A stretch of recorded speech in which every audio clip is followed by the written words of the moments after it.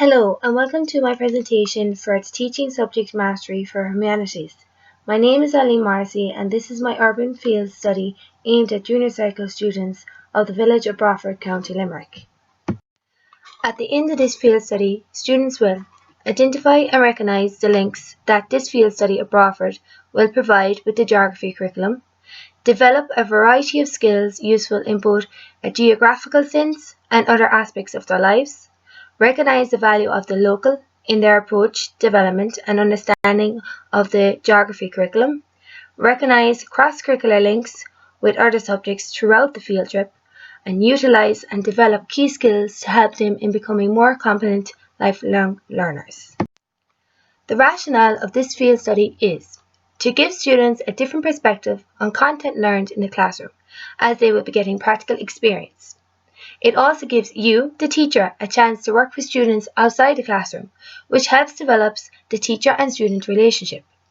It also provides a great opportunity for audiovisual and kinesthetic learners through tasks being carried out during the field trip. Fieldwork offers students the opportunity through direct and personal experience to notice geographical patterns and processes that shape and alter the world around us. Experience gained in the field will not only help with answering questions in the exam, but also provide students with the opportunity to view a world through a geographical lens. I've chosen to carry out the field study in this particular location as I feel that Broadford and the surrounding area offer so much geographical knowledge as well as cross-curricular links with other subjects. Before the field trip commences, students will be initially given an itinerary of the day's activities and a permission slip to be signed by their parents. Students will also be given a map of Broadford and will be shown the route that will be taken. Finally, students will be told what is required of them to have on the day, for instance, a notebook, pens and suitable footwear. The first site in which students will visit will be Springfield Castle. Springfield Castle is an ancestral home of Lord and Lady Musgrave, situated just outside the village of Broadford. The castle is located on a 200-acre wooded estate. Springfield Castle is an elegant historic castle steeped in history. Springfield Castle was also the home of Dáithí Ó Brúdar, who was a renowned classical Irish poet of the 17th century. Here you can see an image of the castle itself. At this particular site, the first activity will be for the students to receive a guided tour of the castle, where students will use maps given to recognise the area and to notice features of how it can be seen on the map. Students will then be given group work task to sketch the castle and the surrounding area, including aspects such as Greenland, car park, castle and so on. This will aid students further with understanding maps. In relation to cross-curricular links, numerous links are seen through students being given the dates of the castle's history. There are also links to the subject of Irish through the discussion of a renowned Irish poet and his poetry written in Irish. There are also several links to the subject of history as students discuss the history of the castle and its significance. The key skills embedded in these activities include communicating, working with others, managing information and thinking. Students communicate and work with each other when carrying out group work, when sketching the area. Also, students utilise this key skill of managing information and thinking when they are asked to use their skills and geographical knowledge to sketch the area. The second site in which students will visit on their urban field study is Clough-Gallaghan Cemetery and Church. Just 2 kilometres outside the village of Broadford sits the 15th century ruin of the Clough-Gallaghan Cemetery and Church. The site is thought to be the location of an earlier Christian church, established after an unusual summertime snowfall that covered the entire area, except for a field where the ruin sits. The church was later dedicated to Our Lady of the Snows. Here are some visual images of the ruin.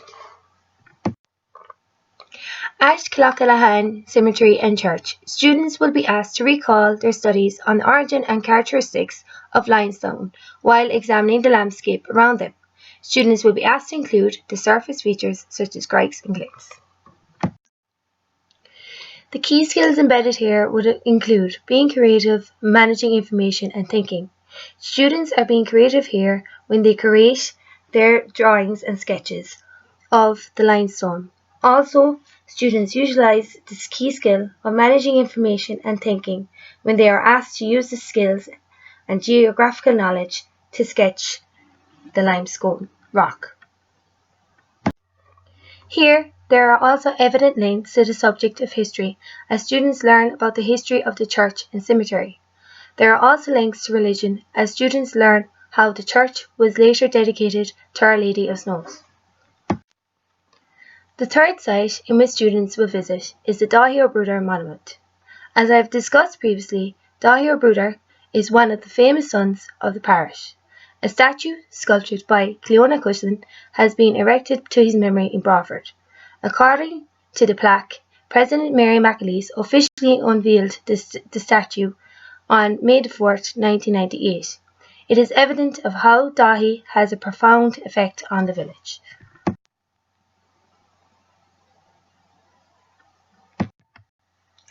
At this site, students will be introduced to a local poet living in Broadford, where each student will have the opportunity to ask questions about the poet, but also the effect that Daithí and the history of the village had in regards to tourism. This activity links to the subjects such as Irish and history, as we discussed the impact of the Irish poet Daithí. It would also link to the subject of English, as students carry out an interview with the local poet, which can be used within the subject. The most frequent key skill used within this exercise would be communicating, as students would ask several questions in order to be more informed about the area. The final stop is the Arboretum. This 1 hectare quarry site was left to the people of Broadford by Lord Morrissey of Springfield Castle in the 19th century. The quarry came to be used as a local dump and as such became heavily polluted. In the 1990s, local developers wished to build on the site, but the community opposed this and exercised their rights and planned to create by Ted Cook to convert the quarry into a native tree arboretum as the education resources for the local school, with the added benefit of the power of the trees to clean up pollution.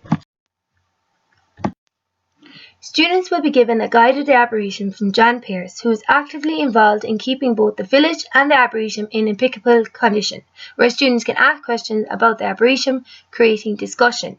Students will then be introduced to the soil profile within the Arboretum, where students will have to work in pairs to draw, label and identify the soil profile in which they are introduced to.